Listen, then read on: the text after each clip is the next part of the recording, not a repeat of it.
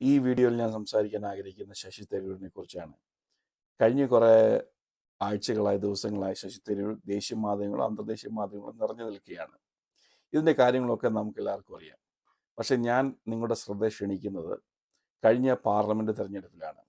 ഈ കഴിഞ്ഞ പാർലമെൻറ്റ് തെരഞ്ഞെടുപ്പിൽ ഈ ചാനൽ ചർച്ചകളിൽ വൈകിട്ട് 8 മണി അല്ലെ 9 മണിക്ക് ചാനൽ ചർച്ചകളിൽ വന്ന് ചർച്ച ചെയ്യുമ്പോൾ, ഇങ്ങനെ ട്രിവാൻഡ്രത്തെക്കുറിച്ച് ചർച്ച ചെയ്യുമ്പോൾ, ട്രിവാൻഡ്രം കോൺസ്റ്റിറ്റ്യുവൻസിയെക്കുറിച്ച് ചർച്ച ചെയ്യുമ്പോൾ ബി.ജെ.പിക്കാർ പറയും ശശി തരൂർ തോക്കണം. അവർ നാച്ചുറലായിട്ടും പറയും ശശി തരൂർ തോക്കണം. കാരണം അവർ എതിർ സ്ഥാനാർത്ഥിയാണ്. അവരുടെ സ്ഥാനാർത്ഥി വിജയിക്കാൻ വേണ്ടി പറയും. കോൺഗ്രസ്സുകാർ അവരുടെ സ്ഥാനാർത്ഥി ശശി തരൂരായതുകൊണ്ട് ജയിക്കുമെന്നും പറയുന്നുണ്ട്. ഇടതുപക്ഷക്കാർ പോലും ശശി തരൂരിനെ എതിർത്താണ് സംസാരിച്ചുകൊണ്ടിരുന്നത്. പക്ഷേ എന്നെ സംശയിപ്പിച്ചത് അതല്ല.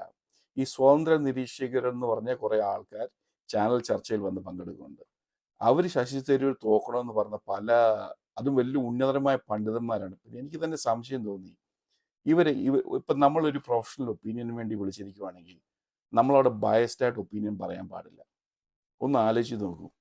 ഇന്ത്യക്ക് വേണ്ടി ലോക രാഷ്ട്രങ്ങളിൽ പോയി ഇന്ത്യക്ക് വേണ്ടി ഭംഗിയായി അവതരിപ്പിക്കാൻ പറ്റുന്ന ഒരു കാൻഡിഡേറ്റ്, അത് MP.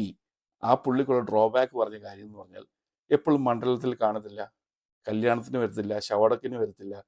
അങ്ങനെ പല പല ചെറിയ ചെറിയ കാര്യങ്ങൾ.